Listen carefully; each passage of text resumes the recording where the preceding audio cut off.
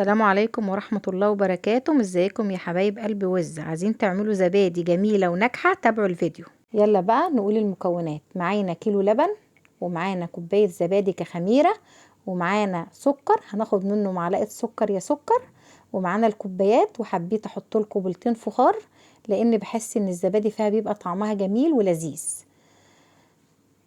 يلا بقى نجيب شفشق الخلاط بتاعنا ونحط المكونات ونشوف هنعمل ازاي. دي كوباية الزبادي هننزلها في شفشق الخلاط واحدة واحدة معانا كده بالراحة. اللهم صل على سيدنا محمد. وهنجيب بقى الكبشة بتاعتنا وناخد حوالي كوبايتين لبن من الكيلو اللبن اللي احنا ما بيبقاش سخن، بيبقى دافي كده زي دمع العين.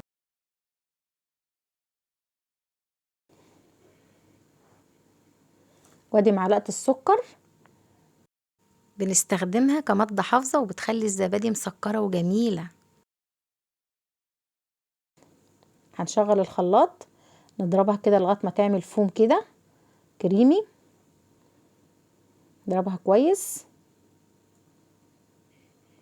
وبعد كده هنضيف الخليط على بقية الكيلو ونقلب من دقيقة ل3 دقايق، لان التقليب ده هو سبب نجاح الزبادي.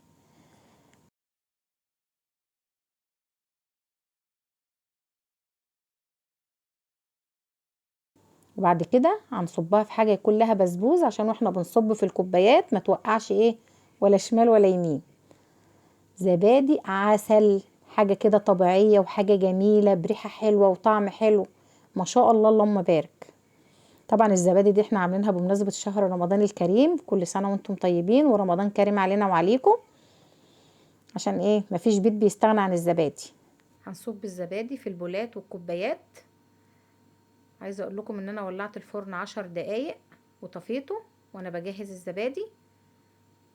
صب واحده واحده كده.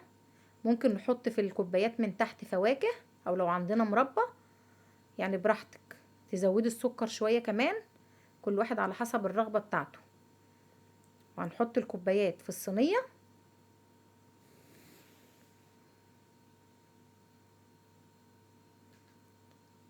اهي. ولو الصينيه ألمونيا زي بتاعتي كده هنحط فيها معلقتين خل. هي مش هتفيد الزبادي، بس علشان الصينيه ما تسودش، تمنع السواد اللي بيبقى في الصينيه. وبعد كده هنجيب ميه مغليه ونحط لغايه ما نداري كده نص الكوب ونص البوله دي بالراحه كده. وبعد كده هندخلها الفرن طبعا، لان الفرن احنا مسخنينه لان احنا في الشتاء، عشان يعني تتماسك وتبقى كويسه. لو في الصيف عادي مش مهم نسخنه. وممكن نعمل الزبادي من الصبح ونسحر بها ان شاء الله. هنجيب الفوطه بتاعتنا اللي احنا عاملينها للمطبخ للزبادي ونغطيها كويس وندخلها الفرن. كده كده الفرن دافي، هندخلها كده ونقفل عليها.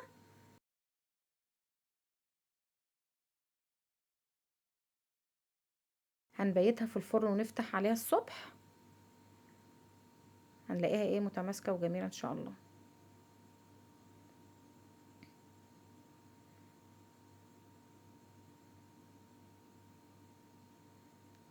فتحنا عليها اهو الصبح.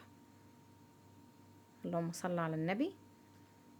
هنشيل الفوطه بتاعتنا بقى ونشوف الزبادي عامله معانا.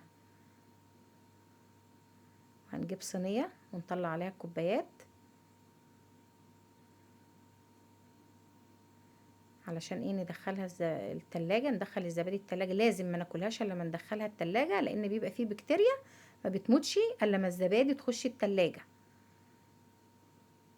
هي برضو جميلة ومتماسكة. هندخلها التلاجة نقعدها حوالي 3 ساعات اهي. اللهم صل على النبي. ولا فيها مية ولا فيها حاجة، جميلة. الصينية لونها اسود عشان انا ما حطيتش فيها خل، عشان كده انا قلت نحط في الصينية معلقتين خل. وما تنسوش بقى لو الزبادي بتاعتنا عجبتكم الاشتراك في القناة وتفعيل الجرس عشان يوصل لكم كل جديد. ما تنسوش تقولوا لنا بتتابعونا من انهي بلد، واكتبوا لنا في الكومنتات عايزين وصفات دي بعد ما طلعت من التلاجة وبألف هنا وشفا.